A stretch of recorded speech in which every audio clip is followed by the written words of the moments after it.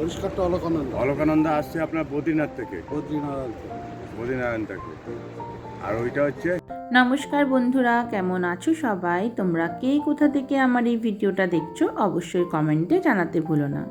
পরের দিন 21 তারিখ আমরা হোটেলের বাইরে এরকম একটা ঠেলাতে চা খেয়ে আমরা সকাল সকাল বেরিয়ে পড়েছিলাম দেবপ্রয়াগের উদ্দেশ্যে। যদিও উদ্দেশ্যটা দেবপ্রয়াগ না, দেবপ্রয়াগ থেকে আরও অনেকটা যেতে হবে, সেটা আস্তে আস্তে ক্রমশ আমি ভিডিওতে দেখাবো। আমরা সকাল 7:30টার সময় আমাদের জার্নি শুরু করেছিলাম হরিদ্বার থেকে। ওই যে দূরে পাহাড়ের উপর একটা মন্দির দেখতে পাচ্ছ, ওটা মনসা মন্দির। এইখানে রোপওয়েতে যেতে হয়, অনেকে হেঁটেও যায়। আর দেখতে পাচ্ছ দেখো হরিদ্বারের গঙ্গা একদম শুকিয়ে গেছে। তো ওখানে খোঁজ নিয়ে জানতে পারলাম গঙ্গা সংস্কারের কাজ চলছে, যে কারণে জল আর ছাড়া হচ্ছে না।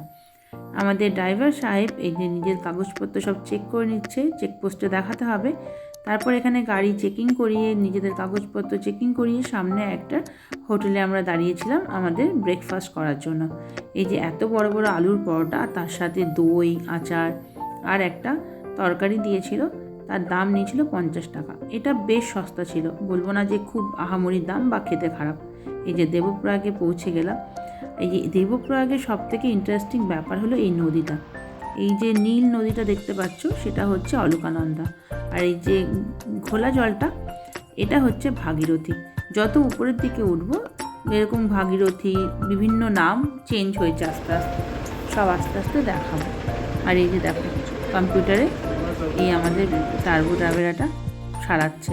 আমি ফার্স্ট টাইম দেখলাম যে কম্পিউটারে টার্বো ট্রাভেরা সারানো যায়, বা যে কোনো বাস টাইপের জিনিসপত্র সারানো যায়। এরপর আমরা এখান থেকে পৌঁছে গেলাম রুদ্রপ্রয়াগ।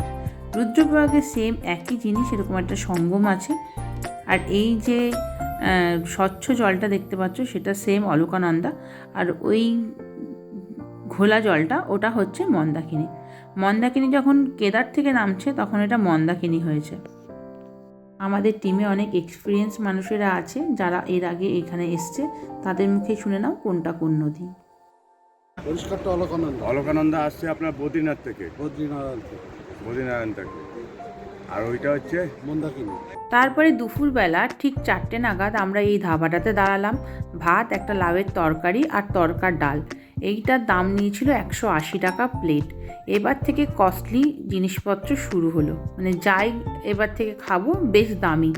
তারপরে আমরা এখান থেকে চললাম রামপুরের দিকে। রামপুরটা আমাদের আজকের মেইন ডেস্টিনেশন। রামপুর থেকে আমরা যাব কালকে কেদারের উদ্দেশ্যে। এই দেখো অনেক রাত হয়ে গেছে রামপুর যেতে, প্রায় 13 ঘন্টার জার্নি হরিদ্বার থেকে রামপুর। দেখতে পাচ্ছ বাঁ দিকে ল্যান্ডস্লাইডিং হয়ে সব একদম ভেঙে চুরে একসা হয়ে গেছে। একটুখানি জায়গা ছিল বাস যাওয়ার মতো, এইদিকে তো কিছু যেতেই পারছিল না বাঁ দিকটাতে। এই যে আমরা রামপুর পৌঁছে গেছি। আমাদের এবার গাড়ি আনলোড করা হচ্ছে আমাদের জিনিসপত্র। আমরা এই দেখো এই হোটেলটাতে আমরা ছিলাম, নাম হচ্ছে কেদারেশ্বরম। এই হোটেলটার রুমগুলো বেশ সস্তা, আর হোটেলটা ভীষণ একটা সুন্দর জায়গায়। এখানেও প্রত্যেকটা রুম 1,500 টাকা করে নিয়েছিল। ভীষণ সুন্দর। নিচে দুটো আমরা রুম নিয়েছিলাম আর উপরে একটা রুম। কিন্তু সমস্যা হলো একটাই, এখানে যে ব্যালকনিটা দেখতে পাচ্ছ বারান্দা টাইপ, এটা কোনো ঘেরা ছিল না। বাচ্চা কাচ্চা নিয়ে খুব সমস্যার হতো, যেহেতু আমার ছোট বাচ্চার প্রচণ্ড দুরন্ত। এখানেও আমরা প্রায় 5 জন করে শুয়েছিলাম। এইটা সিঙ্গেল বেডে 1 জন আর ওই দিকের বেডে 4 জন। এই যে আমার ছেলে ঢুকেই ওনার ওয়াশরুমটা ইউজ করতে হয়েছে। তারপরে এখানে সবাই আমরা যে যার লাগেজ রেখে, আমার চা তেষ্টা পেয়ে গেছে, তখন বাজে প্রায় রাত 9:15। তারপর আমরা চা খেয়ে ফ্রেশ হয়ে ডিনার করে আমরা নিজেদের বিছানা নিয়ে শুয়ে পড়েছিলাম। কালকে বেরোবো কেদারের উদ্দেশ্যে। চলো দেখা হচ্ছে পরের ভিডিওতে।